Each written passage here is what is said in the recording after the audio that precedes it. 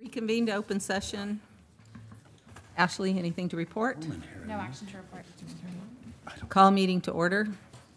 Roll call. Vice Mayor Cruz. Here. Councilmember Molson. Here. Councilmember Campion. Here. Councilmember Lamson. Here. Mayor Hewer. Here. Please join me in a silent prayer and flag salute. Mr. Molson.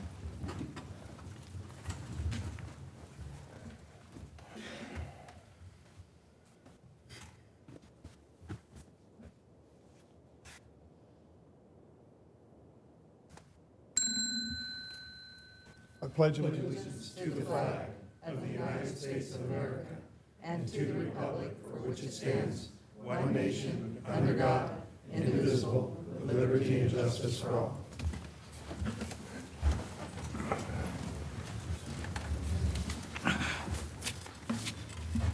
Replay statement.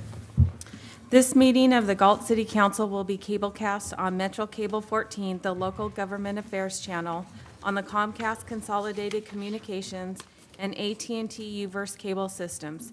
The meeting is closed caption and webcast at www.sacmetrocable.tv. Today's meeting will air Friday, August 24th at 9 a.m. and Saturday, August 25th at 9 a.m. The City Council meeting videos are also archived on the city's website, and a DVD copy is available for checkout from any library branch. Agenda approval, additions and/or deletions. Seeing none, we'll move to presentations. Mr. Solis, County's 18 Independence Day celebration, cost and review, cost and revenue review. Good evening, Mayor and City Council. Today, Jackie Garcia, our Special Events Manager, will be giving that presentation. Hi, Jackie. Welcome.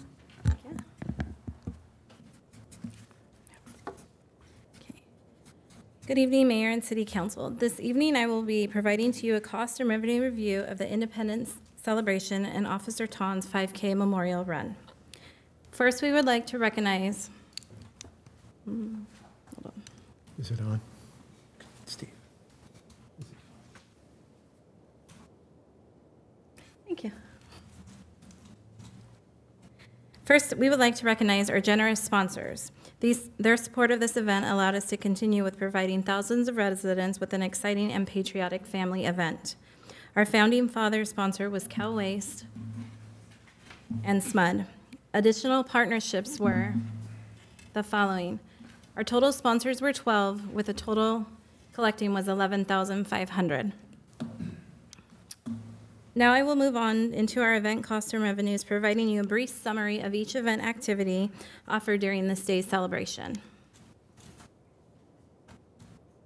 This year's parade had over 52 parade entries, delighting spectators with viewing of military vehicles, patriotic floats, decorated bikes, classic cars, and much more.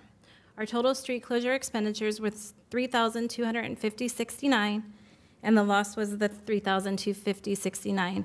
This included PD and Public Works personnel. Our horseshoe tournament kicked off following the parade at the Galt Sports Complex. This year, the horseshoe tournament had single and double games with a total expenditure of $128.11. The revenue was $125, and the loss was $3.11.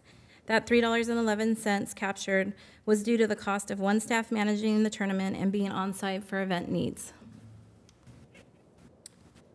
The fireworks in the pool is a great family event. This year, we sold a family pack of tickets, our individual tickets, to 336 attendees, reaching our sold ticket target goal. During this event, families were encouraged to bring picnic dinners, blankets, and enjoy an evening of swim with family and friends. Total expenditures were $521.46, and revenue was $1,704, with the profit of $1182.54. At Veterans Field, we offered live entertainment from Kind of Blue Band. The total expenditures was $2,111.76, and that was the loss of the $2,111.76. In addition to the live entertainment, a fun kid zone was offered with $5 unlimited wristbands for all rides.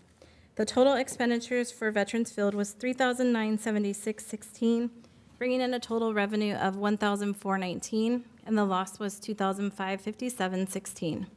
In addition to the advertising of $517, bringing a loss of $517.17.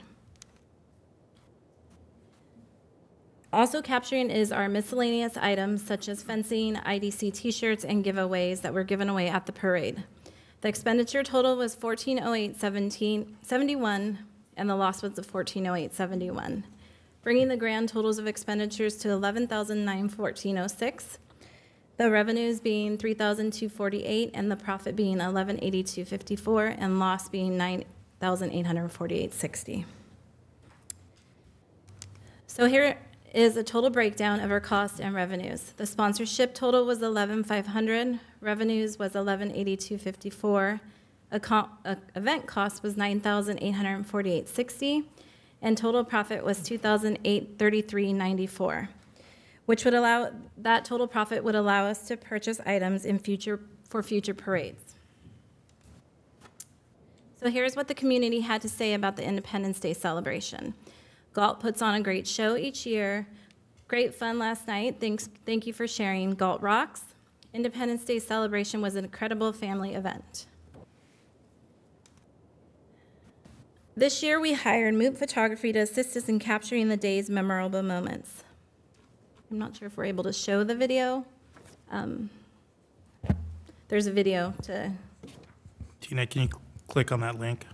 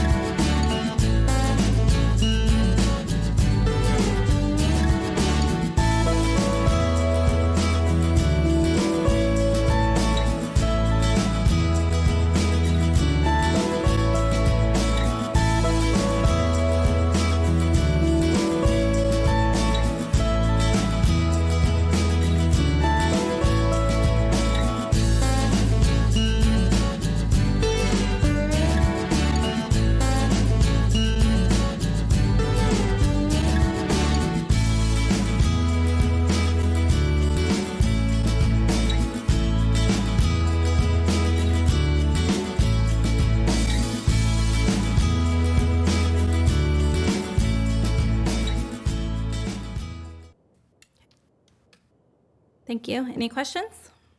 Great job. Great job. Thanks. Okay. I had fun. I had fun. It was a good event. Thank you.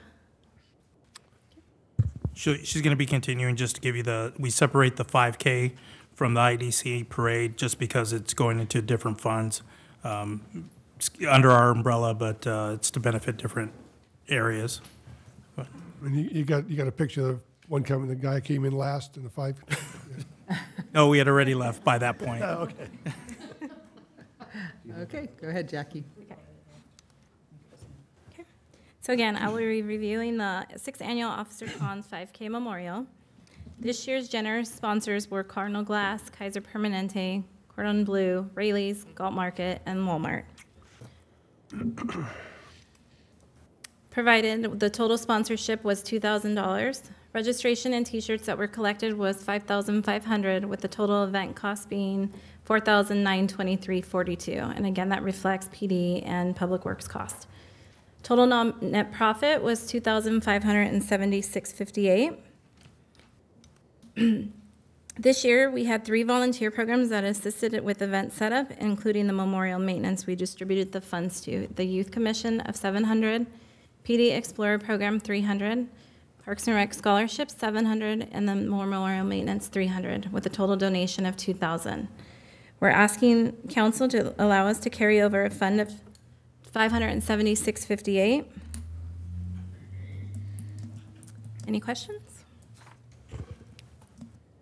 I just wanted to make it very clear that both profits for both events will be going back into the events. They do not go back into general fund money. So, we're buying you flags, we're buying you electrical cords. This isn't to make money, it's to keep the event going. So those monies will be rolled over into next year's event and future events. Thank you. Thank you.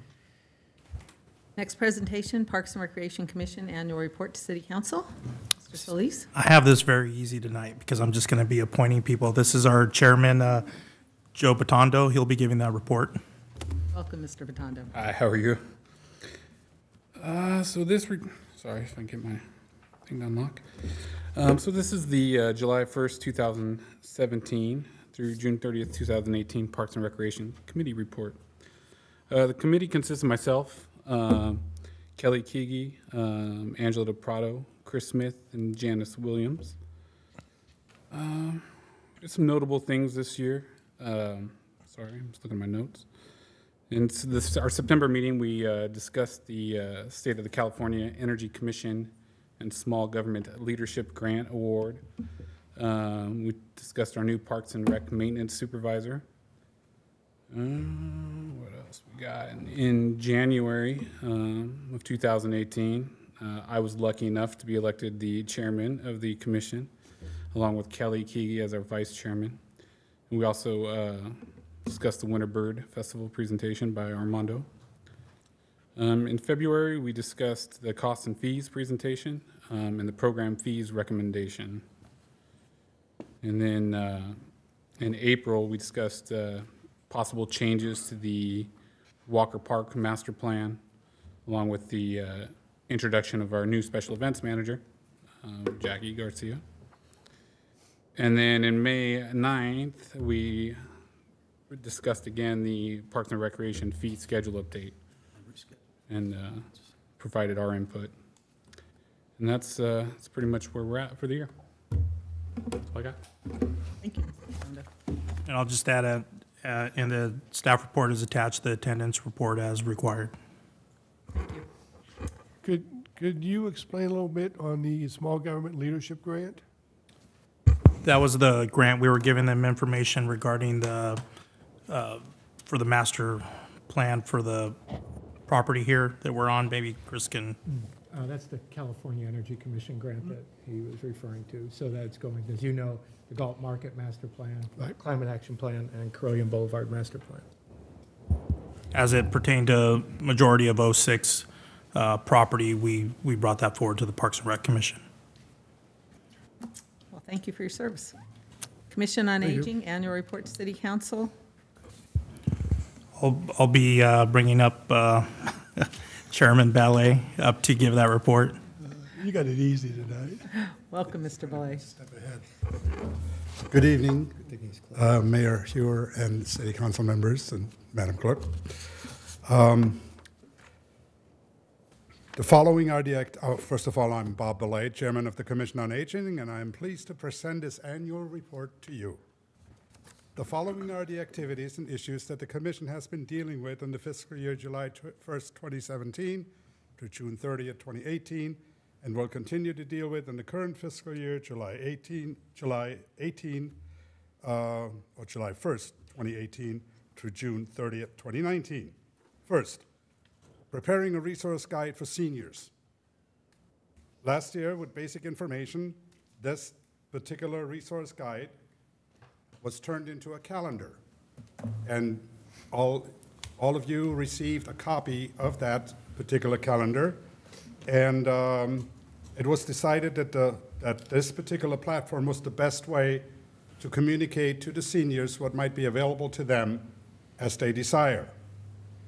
Now, we ordered 200 copies last year, and they went kind of like hotcakes, with or without syrup.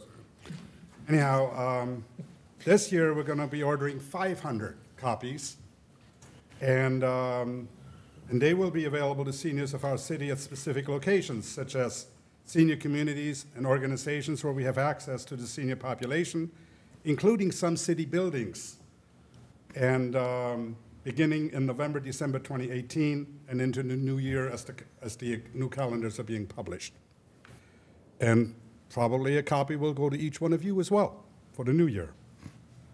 Secondly, we have been discussing the need in our city for a senior center, and in the process of that discussion, we have decided to create a Galt Senior Resource Center to start with, and work to evolve it into a full-fledged Galt Senior Center for the city's seniors.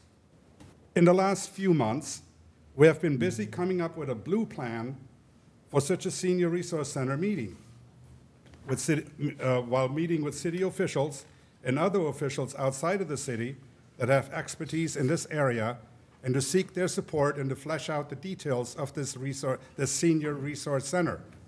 Our aim is to have this senior resource center in operation by the end of this year or in the first quarter of the new year. Much kudos goes to Mayor Hewer, specifically, and others in general, for their support of this idea and their continued action to make this a reality for our seniors in Galt. I want to make a note.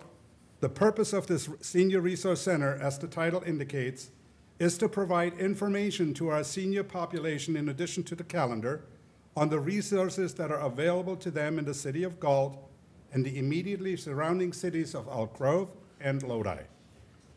Third, we continue to work on the possibility of conducting a health information fair geared towards the health needs of seniors. We are open to and looking into the possibility of being a part of a larger health information fair that we can be a part of.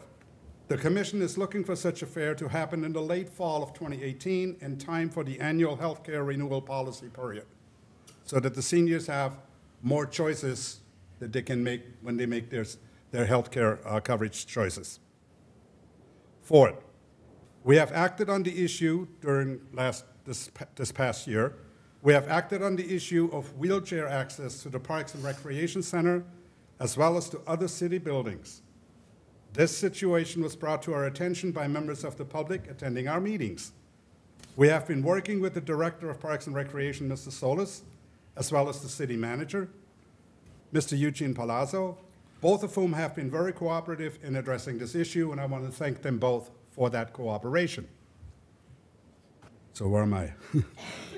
As a result, we have sent a letter to you, the City Council, on or about November 15, 2017, through the Office of the City Clerk, bringing this matter to your attention and asking for your positive action to go the extra mile and ensure that all disabled residents of our city, especially those that are wheelchair-bound or using walking aids, to easily access city-owned buildings by installing a push-button entry system at the building's entry. We continue to wait for your pending action and our response to resolve this matter. Fifth, we have been working diligently on bringing the existence of our commission to the attention of the public by use of the local newspaper, and are exploring other city platforms and or social media and have used them pursuant to city laws and guidelines. The idea is to let the seniors of our community know of our mission, entrusted to us by you, the City Council, and inviting them to attend our monthly meetings. I, on behalf of the Commission, was successful in establishing a monthly column dedicated to the Commission on Aging on issues affecting our seniors in the Galt Herald, and we thank the Herald editor for this opportunity. We submitted our mission statement and our agenda to the City Clerk for publication on the city's website and the quarterly pamphlet mailed to the citizens of our community for her perusal and approval, with changes suggested by the City Clerk, if any. Kudos to the City Clerk and Parks and Recreation again, specifically their representative, Ms. Monica Lopez, for their cooperative assistance. We will continue to use those media platforms in the coming year. Sixth, we have been working diligently on a citywide survey for seniors in an effort to ascertain what our seniors' priorities are. Commissioner Roberts, at that time, was undertaking this project, and the commission has approved such a survey. Commissioner Roberts, with the help of Commissioner Andrea Johnson, sought to find the most efficient way to distribute and collect this survey from our seniors. My column in the Galt Herald in September introduced the seniors, at least those who subscribed to the Herald, to this survey and invited them to participate. The Senior Club was also distributing these surveys. I was successful in having my landlord at Three Palms Mobile Estates include this survey in her October monthly bill mailing to my 130 fellow residents. And here's a little not-so-happy note. The response to this survey by the public was minimal to such a degree that the commission decided to take no further action for now. Perhaps we can come up with a better way to make a survey of seniors for the city of Galt more successful in the coming year. So that's what we're heading towards. Finally, 7, we, the members of our commission, take our task of being advocates for the seniors of our community very seriously, and will continue to encourage all seniors to bring issues concerning them to our attention by letting them know about us, our mission, and inviting them by all possible and legal means to communicate with us their concern so that we, in turn, can appraise you, the City Council, of any legitimate concerns that may require your action. 8, to enable the Commission on Aging to be better advocate for seniors, we will be asking the City Council to kindly consider involving the Commission or a representative thereof, and to the degree that it lawfully can, in the Council's future actions that affect seniors. A letter suggesting how this could possibly be done will be submitted to you in the coming year. In that regard, we were involved in this year, in the regard of advocating for the seniors, we were involved this year in responding to allegations of elder abuse, mental and financial, in one of Galt's senior apartment complexes. On behalf of the Commission, I immediately reported the alleged abuse to the appropriate Sacramento County Area 4 Agency on Aging and the Galt Police Department. While I did not receive a response from the police directly, I found out from the accuser that they send an officer to inquire about it right away, which is appreciated. I found out from the accuser that they sent an officer to inquire about it right away. The Area 4 Agency Ombudsman did go there and investigate. She responded to my inquiry to inform me that the accuser reneged on the accusations and the matter was closed. She did leave contact information with the seniors so that they could report any future alleged abuse directly to her from that particular location or that particular residence. I want to publicly thank Director Armando Salas and Ms. Monica Lopez for the guidance they provided me with in addressing this issue. Finally, in addition to Director Solis and Ms. Lopez, I also want to let the City Clerk Donna Settles know that I appreciate their collective or individual attempt to keep me and the Commission on the proverbial straight and narrow, which is hard to do for me, because I always want to proceed, but then I have to consider that I have steps to take first before I can run. Okay, so anyway, as the Commission works to advocate for our seniors appropriately in all matters coming before us. That's all I got. Are there any questions from the Council? Thank you very much. I've got one, real quick one. Yep, real quick. Well, that's a surprise. Little advertising. When's your next meeting? The next meeting is this Thursday, the 23rd, at 10 a.m. at Parks and Recreation. Okay. Any other questions? Well, I look Thanks forward for to the meeting plug. with Good you job, on the Bob. 30th. Thanks, Bob. You're welcome. Meet Have a with good you evening. on the 30th, and I just want to add the attendance sheet is also in the staff report as required. thank you. Okay, Galt homeless update. Lieutenant Little, is that my understanding? Lieutenant Small is presenting. Oh, I'm sorry, Lieutenant Small. I apologize. Good evening, Mayor, City Council. Thank you. I understand we have an Officer Little. We worked on the same team, and so it's kind of funny when, at the time, Sergeant Small and Officer Little showed up. He's bigger than I am, too, so. He's a big guy. So, thank you for letting me be here tonight Thank you. to talk about this issue. This is an issue that's not only affecting the city of Galt, but Sacramento County, San Joaquin County, and the state as a whole. as I talk tonight, you'll see that we've made a lot of strides in addressing issues related to homelessness, but we still have some challenges, and not just us, but the county and the state as a whole. But it's something that we're committed to addressing in an appropriate manner. So I'll begin. So we recognize that homelessness and the challenges associated with it are a significant issue, like I said, not just in the city of Galt, but in Sacramento County and the state. And if you compare our numbers to county numbers, to state numbers, we're actually doing pretty well. That being said, it doesn't mean that we don't have homeless in our city. It doesn't mean that it's not a tragic thing, and it doesn't mean that it doesn't have impact on the citizens who live here, and we understand that. We have some statistics, which I know everybody loves, so I will kind of breeze through these so I don't lose anybody. But as you can see, over 500,000 homeless people are in the U.S., 25% are in California. That's pretty staggering when you think about it. 68.2% of those homeless in California are considered unsheltered. The difference between what unsheltered homelessness means is what we traditionally kind of look at as homeless, so people living on the streets, tents, those types of situations. This doesn't account for the homeless who are staying at relatives' houses and have a place to live temporarily but no permanent residence. We've seen a 15.5% increase in homelessness from 2015 to 2017, and 42% of the homeless in California are chronically homeless. So that's a large portion who are not just temporarily homeless between jobs, those types of situations. These are people who homelessness, unfortunately, is a lifestyle and something they have to deal with on a continuous basis. So kind of narrowing it down a little bit more in terms of Sacramento County statistics, according to this 2017 point in time report, 3,665 homeless in the county. Again, 56% of those are unsheltered.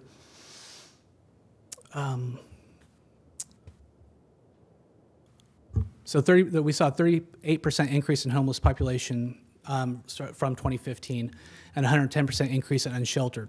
I can't say for sure, because obviously there are studies to back this up. But it's a congruence of factors, including high rent costs. And when you talk about homeless, you can't not talk about substance abuse, mental health issues. All these kind of come together to kind of create this situation. And so you take those factors together with the high cost of living in California, in Sacramento County. That's why we see these larger numbers. And the higher increases lately as the housing market continues to recover from 2008.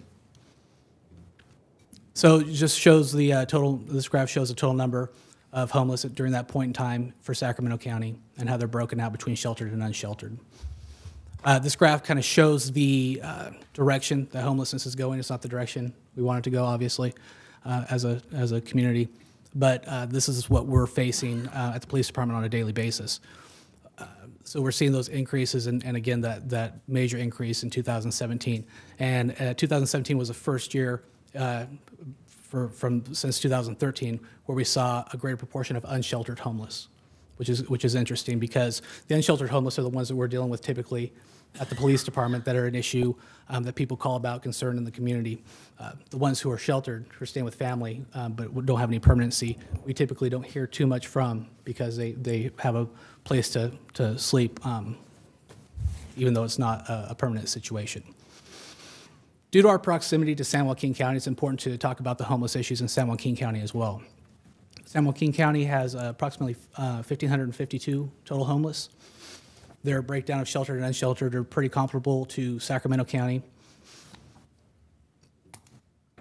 And again, like I mentioned, the issue of self-reported alcohol and illegal substance abuse, that's pretty common in the homeless populations. So what about the city of Galt? Approximately, this is based on our numbers in terms of officer contacts, calls for service. Our POP team and our officers are well aware of where the camps are, and we make sure we make contact with the homeless in those camps to advise them of the ordinances and to provide enforcement as appropriate. So our numbers are based on that. So we know there's approximately 15 homeless located along Dry Creek, which is our most problematic area right now. 10 of those are located on the San Joaquin County's jurisdiction. And I'll talk about that a little bit later in terms of our challenges in dealing with the homeless issue. Self-reported 66% are addicted to alcohol or drugs. 80% denied access to any service. They've denied access. We've offered in the past services when we've gone down to the camps, and a large portion of the population that we deal with refuse services. They don't want the type of services that we're offering. In July of this year, we had 2 active tents on the Sacramento County side. We cited 4 occupants for trespassing on private property, and the tents were gone within 72 hours. So that's what we want. But you'll see, as I speak about in a minute, a lot of our issues have to do with the camps on the San Joaquin County side.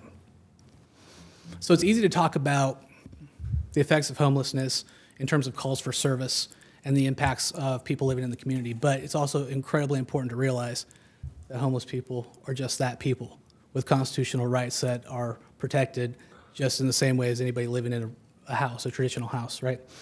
So as a police department deals with these issues, we try to deal with the issues related to the calls for service, the concerns for the community, but at the same time, we're also trying to address the issues related to homelessness itself and provide services and referrals to the people who are homeless.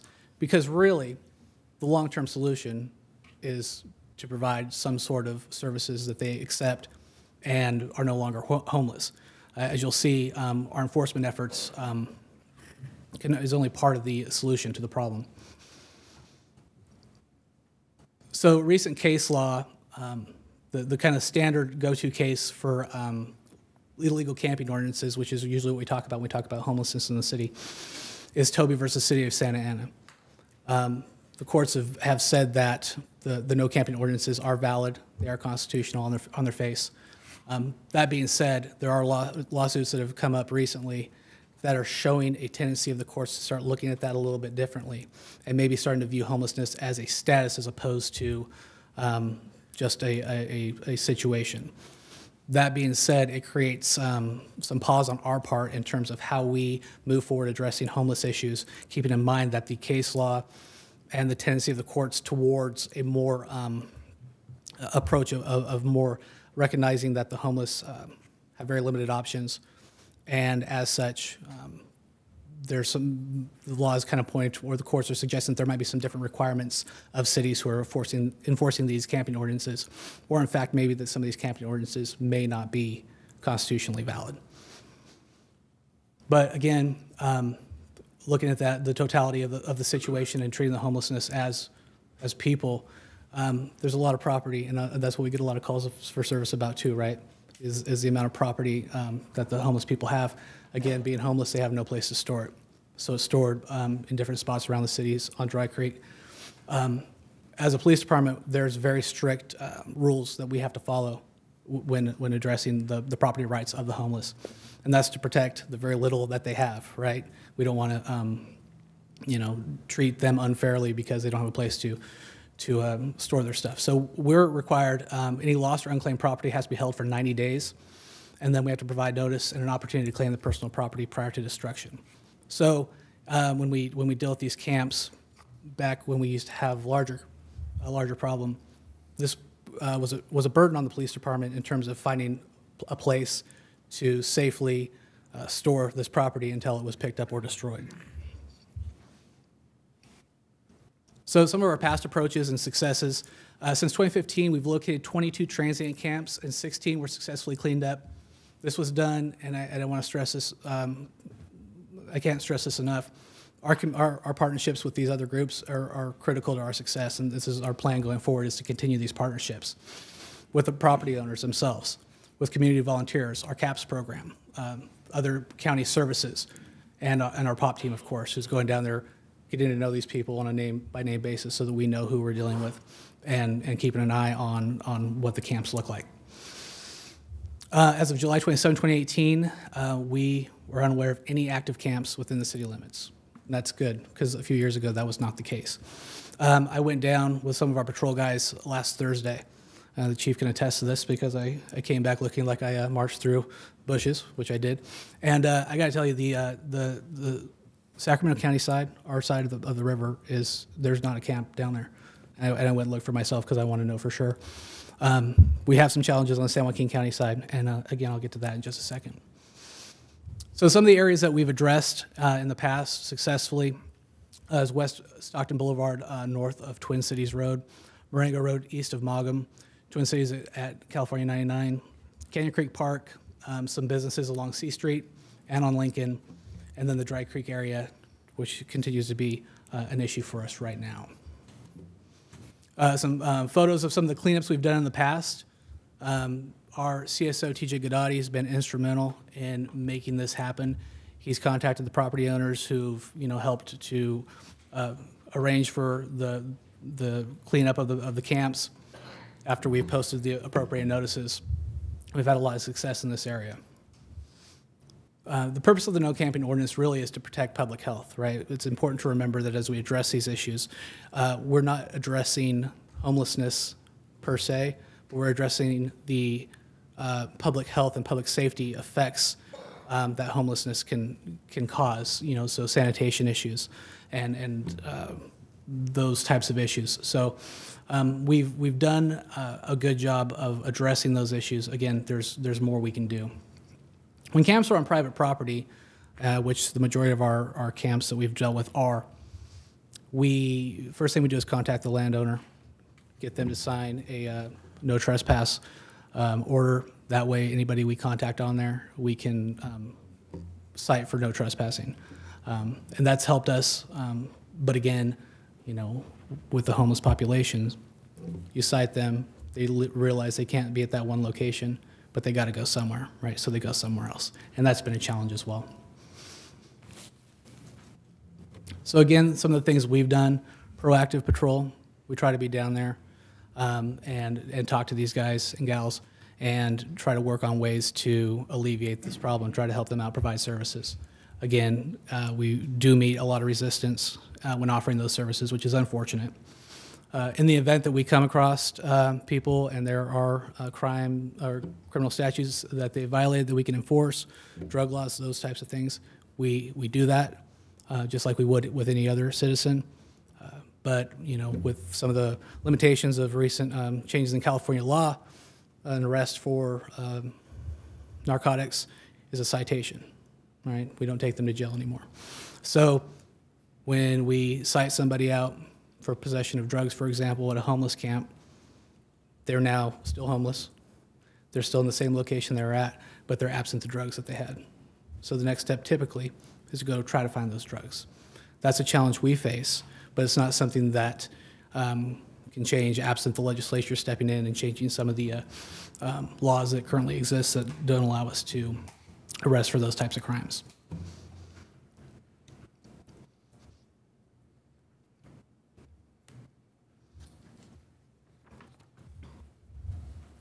So again, just addressing the hot spots where we know where people are at, making contact, and again, trying to provide services and trying to address the issues. That's what that slide's about. We talked about some of our successes.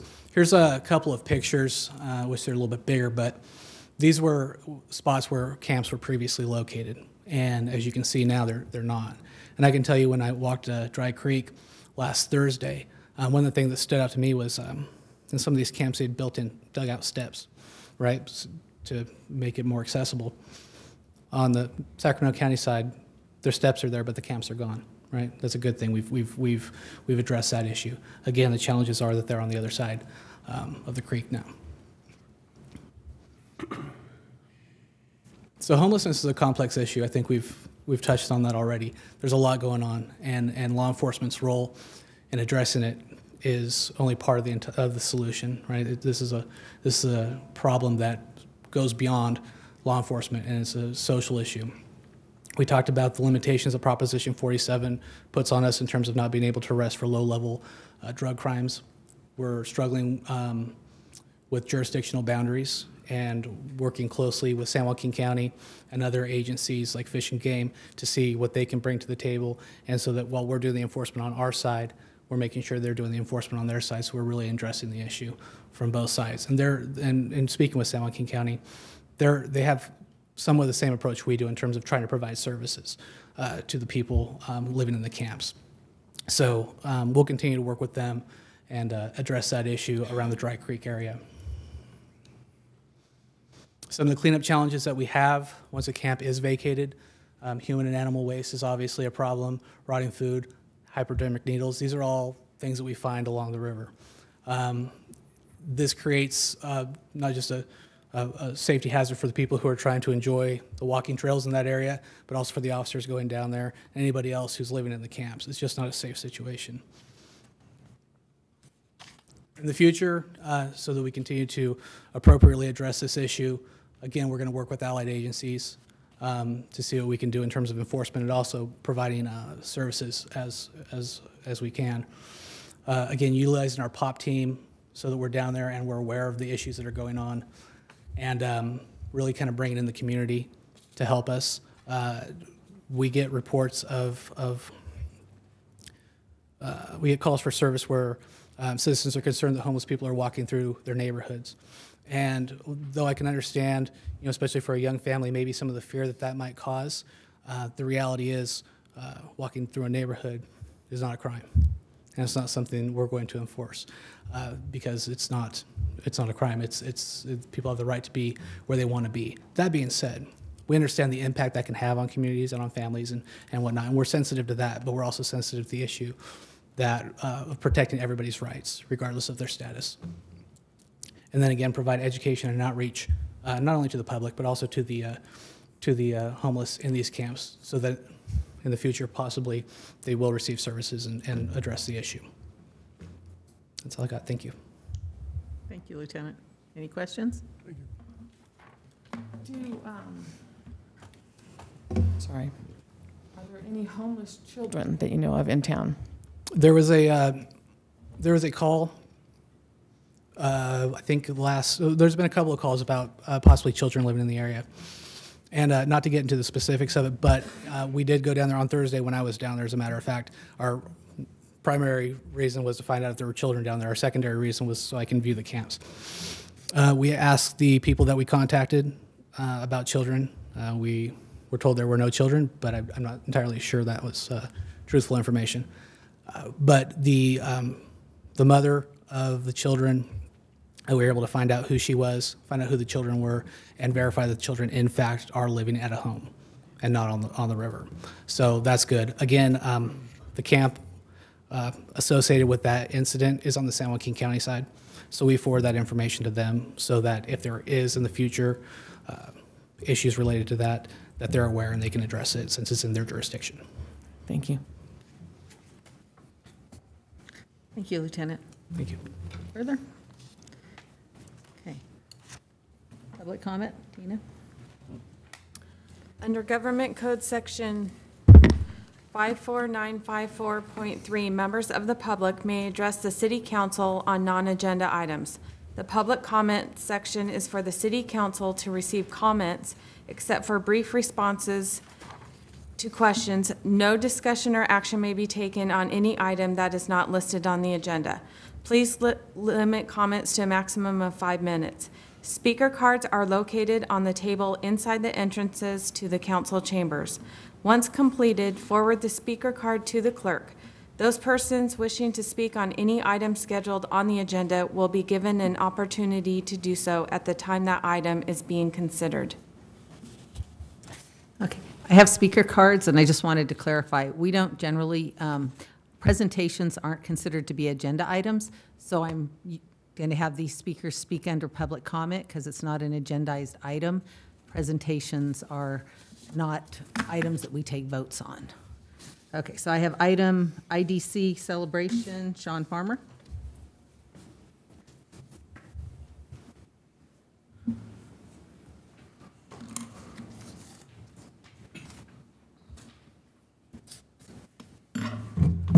Good evening, Madam Mayor, members of City Council. I know the hot issue tonight is the homeless. I'm not speaking on that. So I just want to take this opportunity because of the presentation that was done by Jackie Garcia about the IDC to publicly thank all the people that I had contact with as part of that, because I never did that publicly, only on social media. So first of all, thank you, Armando and Jackie, for their super hard work.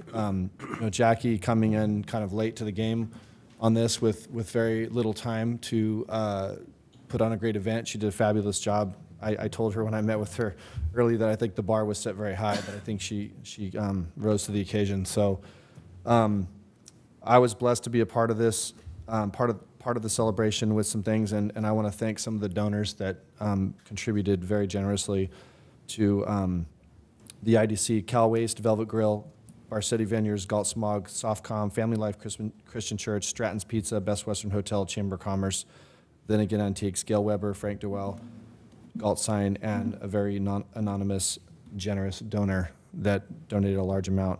Some of these, actually most of the money that I was able to raise for the portion that I worked on was all from mom and pop businesses. And that means a lot because these are people that are not large corporations. They have small businesses. They, some of them, this is their livelihood. And some of these gave a lot of money. And I thought it was going to be difficult to raise that money, and it really wasn't. And so a lot of these were back-to-back donors that have given in the past, and when I approached them and asked them for the money, they said, whatever we did last year, we'll continue to do that. And it really just shows the generosity of Galt and that our community is willing to just step up and keep this event, which to me I feel it's my favorite event of the year, keep it going.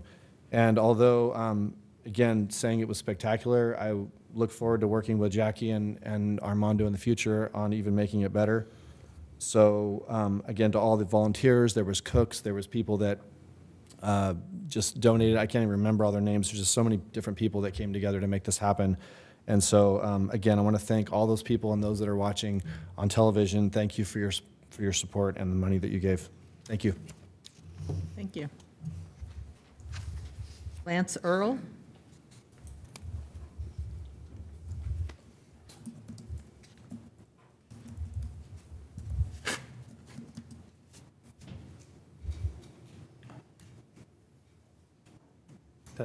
There we go. Sorry. Hi, everyone. I just wanted to make sure I'm talking in the right section. Which section? It sounds like we're all talking about the Independence Day thing. I don't know if I listed the wrong item or the item number on there. You put G4, that was the presentation. On homeless? Yeah, I meant to. Okay, yeah, the homeless issue. That's what I was talking about. Okay, awesome, cool. Yeah, I guess the only concern or I guess advice I would like to say that I have my 2 cents to give on that is, please don't. I don't know if this has been brought up before or not, but please don't open or push for the opening of any kind of a shelter of sorts. And I say this part also from me as a citizen, not as an employee who works in Lodi. I work for the library in Lodi, and we routinely, I would say, have to close the bathroom at least once a week because we have many homeless members transients who are in the community who come in there and deface the restrooms with unpleasantness and other issues, whether it's drugs or feces or anything like that. And that's in a public building that's used regularly by members of the public. And having a shelter open, I feel, would add to that or exacerbate that issue. Also, I do feel like that as long I just feel that we shouldn't be painting this as any kind of paint this issue with a large brush stroke, as I've seen a lot of people on social media try to paint it as. I said one other thing, and I can't think of that comes to mind, so sorry. Thank you. Thank you. Keith Jones.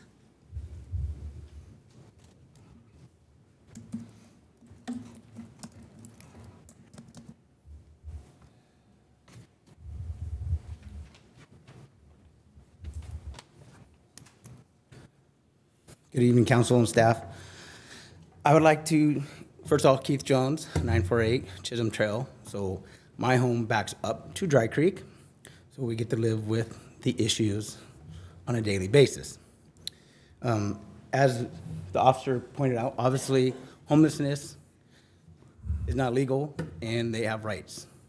So does my children and my wife and my neighbors to feel safe in their own community and using the walking trail. So I would like to ask council and Galt Police, it sounds like you're working on it, is what can we do as a community to help you get involved more with San Joaquin County to deal with what's happening. Because we feel like the Galt has done a good job of clearing our side. They just walk around the other side now, and you're on the south side of the bridge, and anyone that drives there can see it. I have not personally stopped to go down there, but I've personally probably almost hit one or two of them in the mornings when they come stumbling out. So my question to you is, what can we do? Can there be a committee? Can we, as citizens, do we want to start calling San Joaquin sheriffs every single day and bugging them? I mean, we're using your resources constantly to come deal with this. What is the best way? Because we all have the same rights as them to feel safe. And that's what we need to do. And it's not a safe place. I can't allow my children to go down there by themselves, who are in their teens, because of the homelessness or the people walking through. Other neighbors have problems with the transits in the evenings, late at night, walking through. I understand you can't arrest them. It's an open public street. But again, what do we do? It's our neighborhood, and I'm pretty sure, I don't know, most of you don't live in our neighborhood and deal with it on a daily basis. So that's my request to you, and thank you. Thank you. Mort Rosenberg?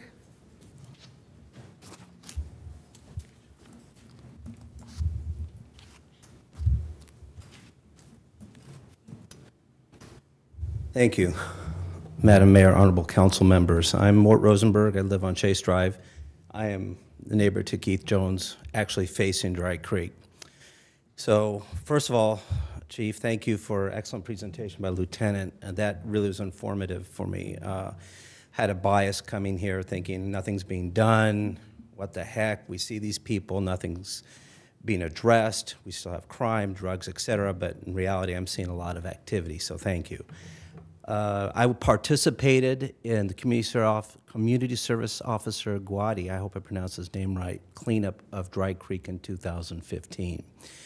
I had the officer and a sergeant over to our house last fall to find out what we can do to be proactive along the lines of what Mr. Jones was saying. How as a community can we get involved?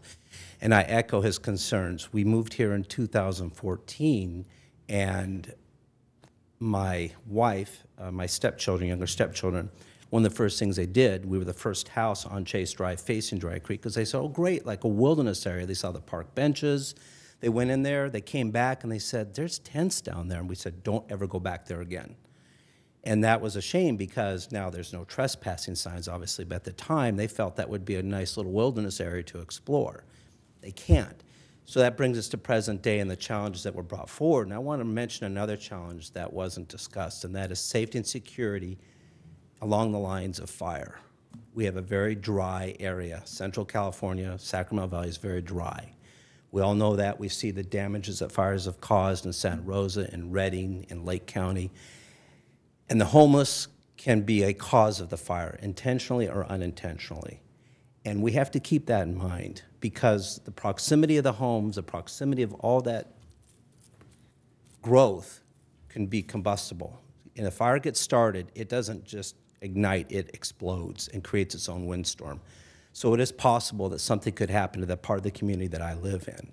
And I want consideration to be given to that when we address this homeless issue, so that we can assure ourselves of some ability to sleep at night. We ourselves have done what we can to protect our home by putting gates up, locking our gates, making sure our alarm is set. And that's something that we just do anyway because we feel safer at night. However, there are many times that we'll get up in the middle of the night to have a glass of water or look out the window, and we'll see foot traffic on the street going to and from that area. We've made service calls, but recognizing a lot of times that the police are very busy, especially at night with other calls, sometimes we feel we're burdening them with issues like that. And we don't want to do that. We want to find a solution that will work with the residents, with the community, possibly churches, possibly folks in San Joaquin County, that we could all come together and address the homeless issue. Because 80% on that statistic show that they don't want help. So they're choosing to live this lifestyle, in my opinion. And that's something that for those of us that live in the city, live in the county, and pay the taxes, pay the fees, that's something that we really shouldn't have to put up with if they don't choose to want to get help that we are willing to offer them through various community services. So thank you for the opportunity to speak with you.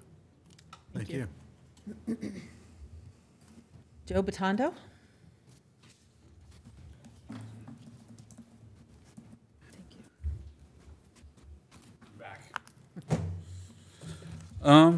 So I too live in that community on the other side of Lower Sacramento Road.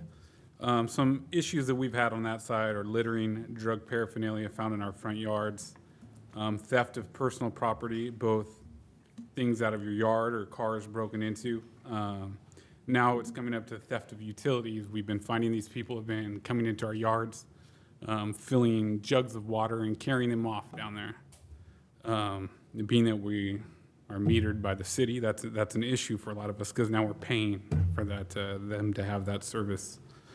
Some of the other issues are, on my notes, I put pollution and environmental crimes, but many times on my way to work, I've seen on the San Joaquin County side, I know, but people defecating right there alongside the road as I drive by to work.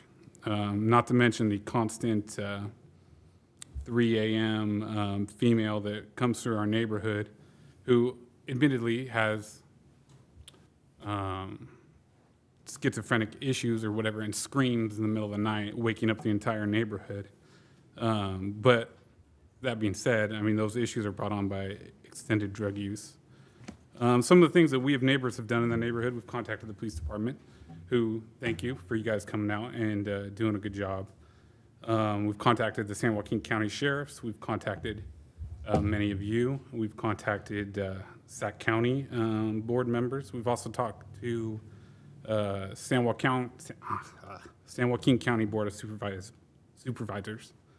I spoke to Mayor Hewer on the phone Tuesday night, and we discussed cleaning up and how you can't clean up the area because we have to store their stuff and because of lawsuits and stuff pending that. And I understand as a city, we don't want to be storing that stuff. It's disgusting.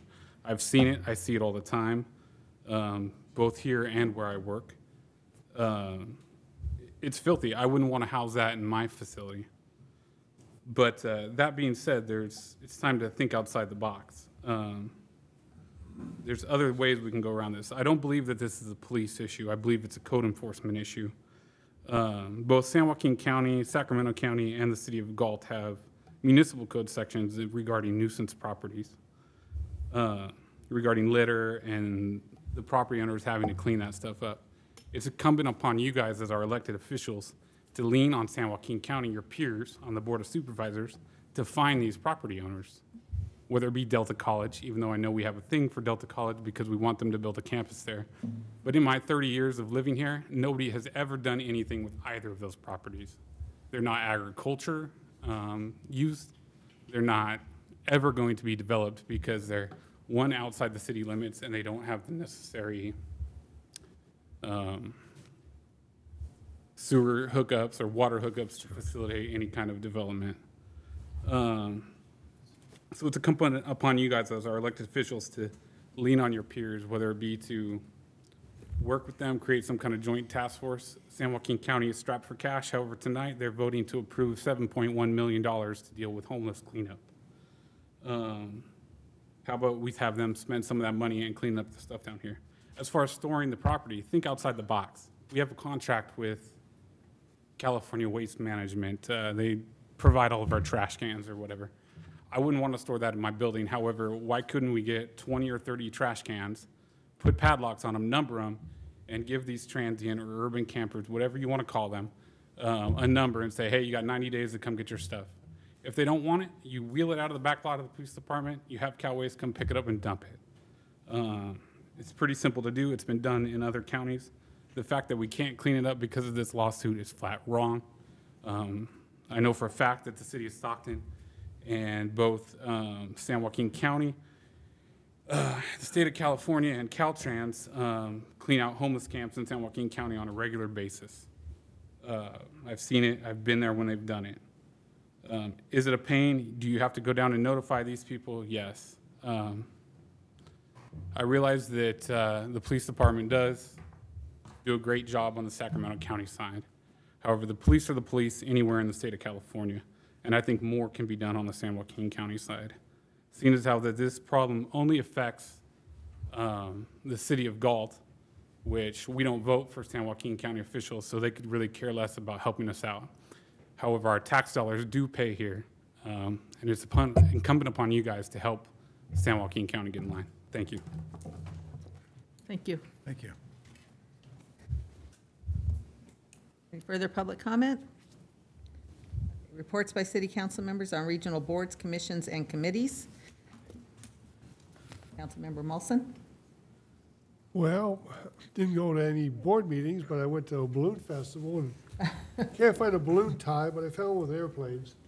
Had a great time. I hope it turns into an annual event. If you missed it, that's unfortunate. It was worth going to. And then I also attended Louise Dowdell's 100th birthday party, 100 years. That's it. Vice Mayor Cruz? Well, actually not last Thursday, Thursday before that, I attended as a representative for Galt, attended the Sacramento Area Council of Governments, and was very happy that we were able to pass three grants for a total of $1.5 million. That'll benefit both the SCT Link operations for our city, as well as for the bicycle and pedestrian facilities within our city. Thank you. Councilmember Campion? Nothing this evening. Councilmember Lamson? Well, I too attended the balloon festival. I've never seen anything like that. Apparently, a lot of people know about how to do it because they got there at 4 in the morning. It was fantastic. I don't think we've ever had that many people out at that venue, so it's kind of nice and a learning curve. We fixed a few things on Sunday. I'd like to thank Dan and Tony Gerling and Gail Weber for organizing it. It was wonderful. School has started, and I would like to thank the chief for having some traffic control on Marengo. It was a little bit helpful with Marengo being closed and the three-way stop being turned into a two-way stop. The Marengo was open today. I did spend 10 minutes at the stop trying to get through the stop, but that's the normal traffic for Liberty Ranch High School, so we look forward to that road. It's not quite done, right, Steve? They're still working on it? That's correct. What we got it open, 2 lanes. We still got railroad crossing improvements. We still got west side frontage improvements, and so. But we're working diligently to try to get it open as soon to school start as possible, and that was this past Monday. Thank you. Appreciate that. Well, actually, the one thing you guys forgot, we did all attend the, Councilmember Molson, myself, and Councilmember Lamson all attended the opening of the Liberty Ranch Hawks Stadium, so. Oh, yeah, we did, yeah. That was a pretty, all I can say is, wow, the facility is beautiful and really shows what we can do when the community comes together. It's pretty fabulous, so. Hope they all, Warriors and the Hawks, have a good season there. Okay, information consent calendar. Do I have a motion? Minutes of the special meeting of August 2nd, 2018, and regular meeting of August 7th, 2018. Receive and file warrants for period ending August 8th, 2018. Award of uniform service contract. Extension of the graffiti removal contracts, and public educational and governmental funding grant. Do I have a motion? Move consent. I'll second. Motion by Vice Mayor Cruz, second by Councilmember Molson. That includes the habitat Yeah, you forgot item the as habitat. Did I miss one? Number 4. Oh, memorandum of agreement regarding funding of South Sacramento Habitat Conservation Plan for fiscal year 2018, 2019. Yeah, that's a I big one. apologize. Okay, it included that, I assume. What? The public grant also? I said that. Okay. Public education governmental funding grant. Got it. Okay, so we have a motion by Vice Mayor Cruz, second by Councilmember Molson. Roll call vote. Vice Mayor Cruz? Aye. Councilmember Molson? Aye. Councilmember Campion? Aye. Councilmember Lamson? Aye. Mayor Hewer? Aye. Motion passes 5-0 vote. City Manager's Office, legislative update, letter in opposition to proposed changes to inverse condemnation liability related to wildfires caused by electric lines.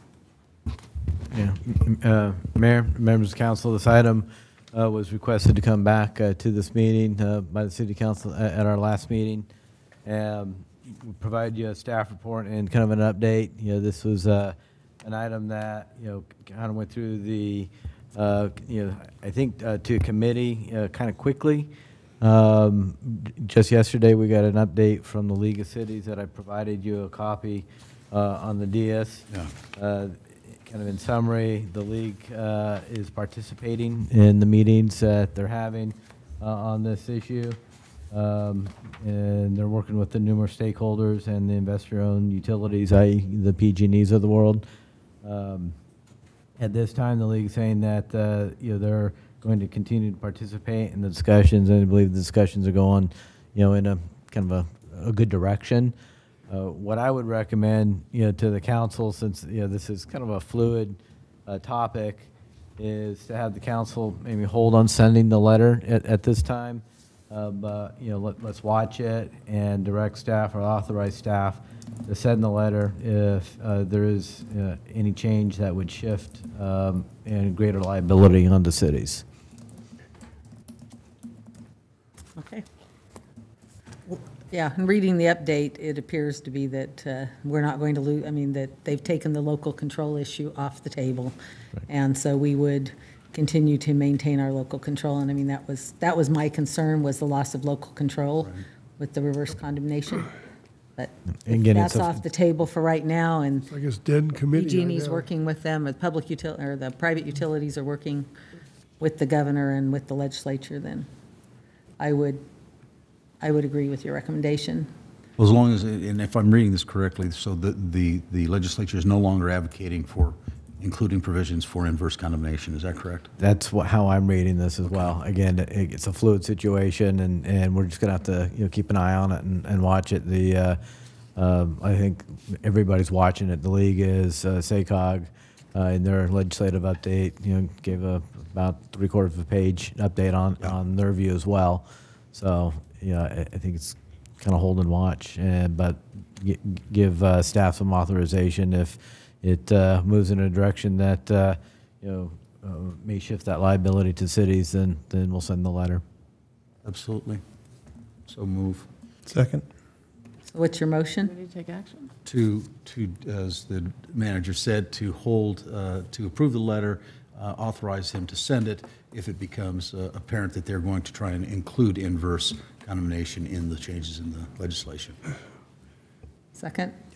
Absolutely. Okay, motion by Councilmember Campion, second by Vice Mayor Cruz. Roll call vote. Vice Mayor Cruz? Aye. Councilmember Mawson? Aye. Councilmember Campion? Aye. Councilmember Lamson? Aye. Mayor Hewer? Aye, motion passes 5-0 vote.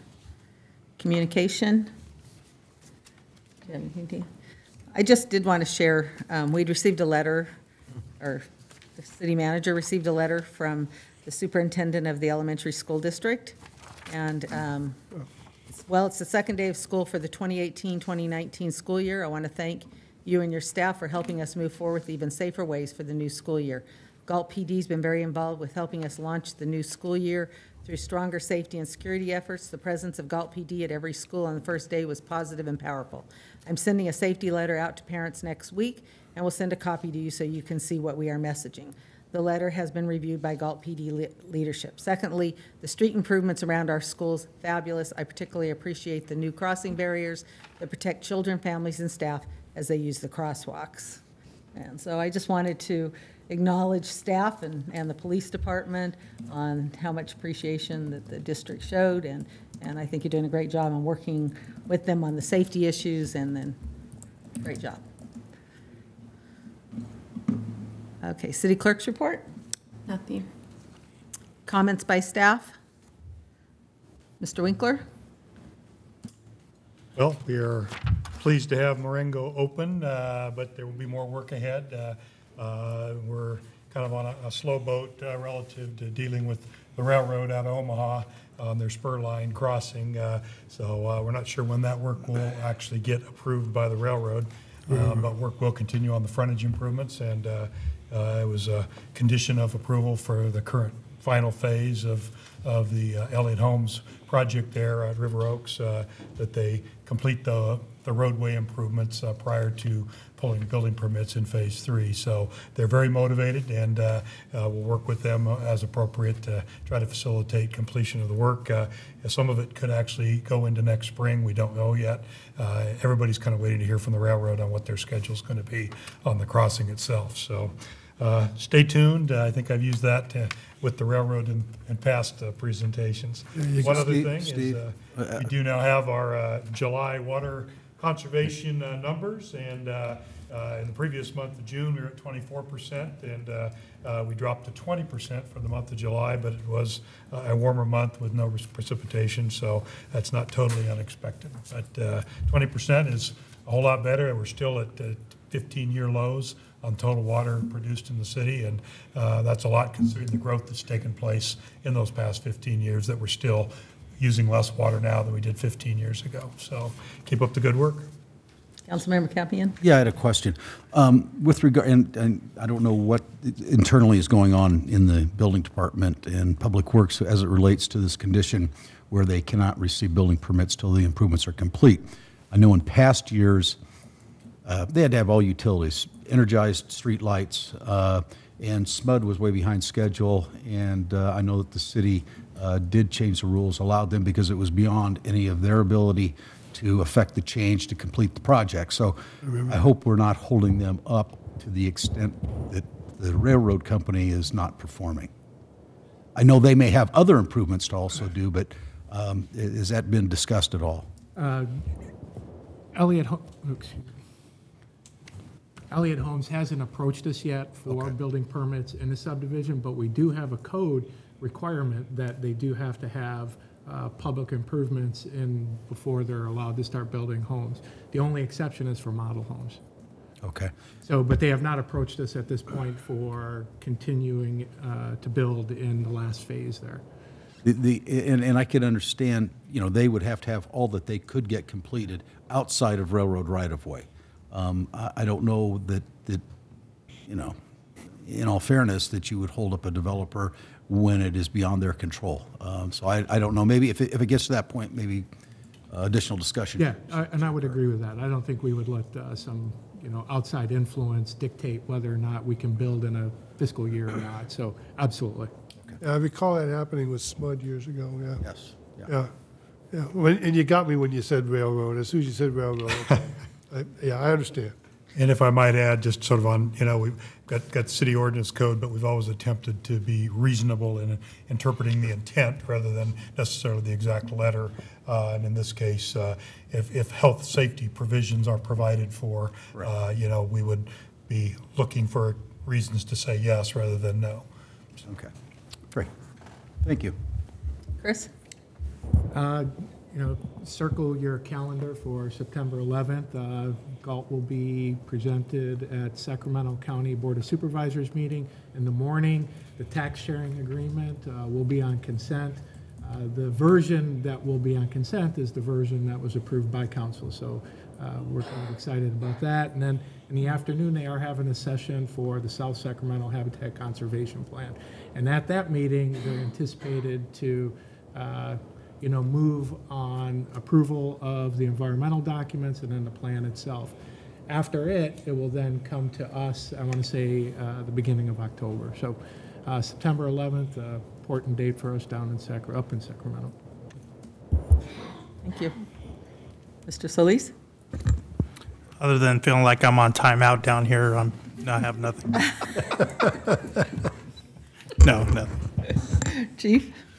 Just two items. First, we have a Coffee with a Cop event at Walmart from 9 to 11 on Monday.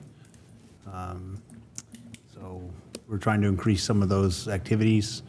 So we just got an agreement with Walmart to go out there. So, and then secondarily, for the last couple months, we've been carrying the easiest term is Narcan in our vehicles, and what that is a nasal spray, and if we respond somewhere where somebody has an opiate overdose, then we can administer that and all of our officers have been trained, and we actually had a save this week on a young man that overdosed, and we were able to bring him back. So it's been successful in Sacramento County, a number of saves across the board, and so we're very, very proud of the officers that were involved. And anytime you have a new piece of equipment, the first time you use it, it's a little nerve-wracking to make sure you're doing it right, but they're very, very professional, and there's a young man with his life, a second chance at life because of our officers, so that's it. Well, and the great thing about Narcan is if you give it and it's not the reason for that they're unconscious, or if it's not an overdose, it doesn't hurt you. But if it is, it'll save your life. So great job. Well, there's been a number of exposures to officers as well, where they, if not for the Narcan, they wouldn't be with us too. So while it does help with the public, it also helps with your first responders too. It's great. Jean? Ashley? Nothing to add. Okay, meeting adjourned. Oh, wait a minute. Do we have any future agenda items? I'm sorry. Future agenda items? After listening to the residents along Dry Creek, I'm not sure what we can do as a council or additionally as staff, but I do think that San Joaquin County needs to step up to the plate. And I don't know what contact or interaction there has been. I'm not asking for a report tonight, but I think it's at a future date. I would like to discuss alternatives as to, what would be feasible. Maybe make some preliminary contact with officials in San Joaquin County, including the executive director, and if necessary, we could make contact with the board representative of that portion of that district. Which fronts on Dry Creek. I feel for those people. I mean, they live in a nice neighborhood, and they have every expectation to have a lifestyle like those that don't live there. And I think it's important that we do as much as we can to alleviate that issue. I agree. I actually had them living in the house across the street from me for over a year. Every night, they'd open the garage door and the homeless would move in. Wow. Well, and I agree with you, and we have made all the appropriate contacts with every state, federal, and county agency in San Joaquin, specifically to the camp that's in question. So the really difficult part of this whole discussion is the 15 people that we're talking about all have connections to Galt. And so if they're not going to accept help, they are going to live somewhere. Yeah. And if once that camp is moved along, San Joaquin, then we will be addressing camps in other parts of the city. So in the last 2.5 years, you saw in the presentation, they were scattered all over our city and along Dry Creek, and now it is focused on one area. And unfortunately, those people that live in that area are seeing that effect. But that is going to be the end result of that, is those 15 people will move on somewhere else, and it will be back into our city somewhere. So, but just to put your mind at ease, we have contacted everybody. They are all aware of the issue down there. Does San Joaquin County not do anything about it then? Is that their take on it? No, I think that San Joaquin County has a bigger issue than just those few people that are living there. Their numbers are mass. Sure. And so they're dealing with their issues as best as they can, and really focusing on the higher concentration areas in their county. So I just it just bothers me because I know where these camps are. I've played golf out on the golf course adjacent to it, and I know the problems that it causes for the owner of the golf course as well. If they, I don't think it's a justification that to not clean it up just because they're going to move. I mean, if they're going to move, they're going to move. These people, 80% of them, as it was stated, don't want help. So they are truly transient. And I think it is a matter of addressing the issue on an ongoing basis, but I don't think we just let them camp. I just and rest assured, that is not the case. Yeah. If they're on the San Joaquin County side. Sure, but our officers are going down there and doing daily checks. Yeah. Because it affects our residents. and we have made continuous and repeated contact with San Joaquin. So we aren't just letting it rest. And even the issue of the call about whether or not there was somebody living down there, the kids, I mean, while it's a San Joaquin County jurisdictional issue, we are the ones that are going out there and verifying that information and everything else. So the Galt Police Department is very active and making sure that we make all the proper notifications of what's going on right outside of our city limits. I didn't mean to imply that I thought you guys were not doing a good job. I think you are, and you know, that there was a credit, every one of the speakers, you know, acknowledged that. I'm just trying to think, you know, like the speaker said, you know, is there another way to do this? And my comments are not defensive in any way. Actually, my comments are to praise our officers and the efforts that they've made, along with code enforcement and TJ Gadati and actually the property owners down there. I mean, it's been a tremendous team effort. Yeah. And you know, when we had this discussion at the Homeless Coalition meeting, really the bottom line is this is a social issue. It's not a law enforcement issue. And what really needs to happen is the services from the county, Sacramento County, or San Joaquin County, need to continually make contact with these folks and establish some sort of trust with them. And once they trust them and they're in some sort of state where they can make rational decisions, I mean, meaning that they're not under the influence of something or having a psychotic episode of some kind, that they accept the help. But that's only persistent contact with them repeatedly over and over and over again to establish some sort of trust so that they know who these folks are. So it's even with 15, it's going to take quite some time to try to get those folks to accept the help. And the 15 that we're talking about, we've made contact with, they're all over the age of 30. They all have substance abuse problems that we know about, and you know, we've offered and brought people down there and offered, and it's just going to take a lot more time of offering to try to get them help. Okay. So, thank you.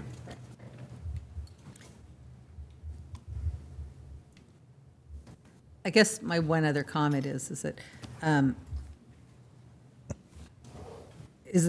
I think that everybody needs to, I mean, it's one of the comments when I was having a conversation with one of the speakers the other night was, I didn't say we didn't want to clean it up. It's the fact that it's on the San Joaquin County side and it's outside our jurisdiction. Even though we can keep going down there and making contact and offering services and trying to get them help, it is outside of our jurisdiction. And they know that, and they do have rights. And they know that they're living outside of our jurisdiction. Is there any way that San Joaquin County can give authorized jurisdiction to the Galt Police Department to enforce San Joaquin County ordinance? Well, sure. It's a massive cleanup effort. It's going to cost quite a bit of money to do.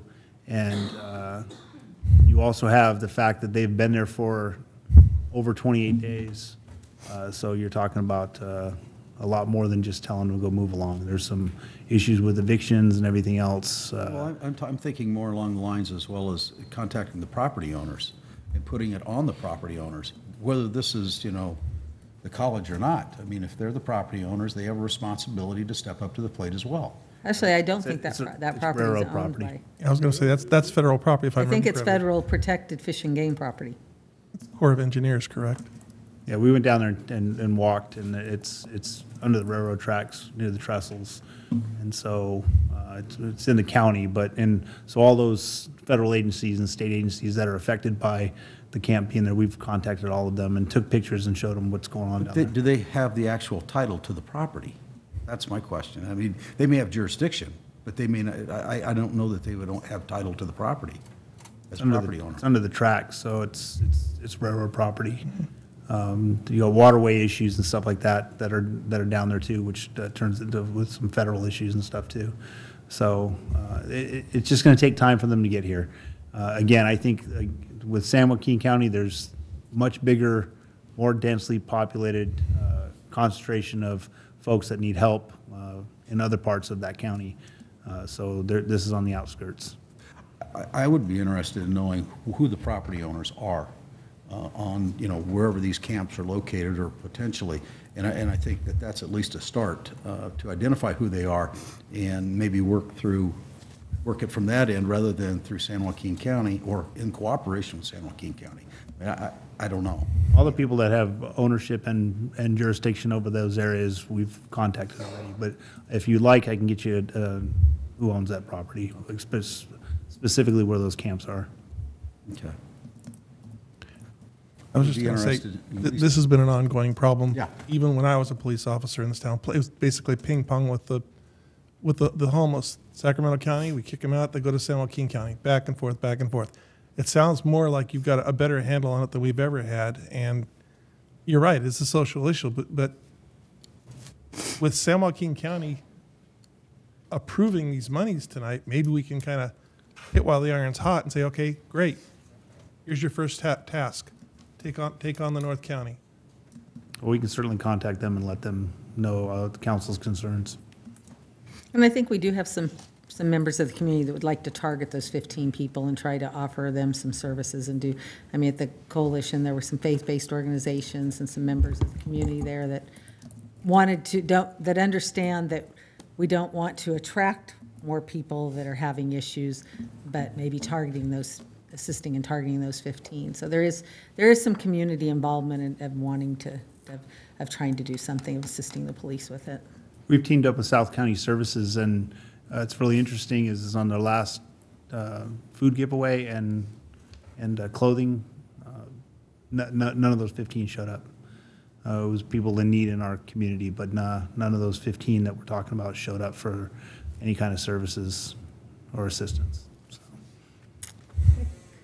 Any future agenda items? Meeting adjourned. Thank you.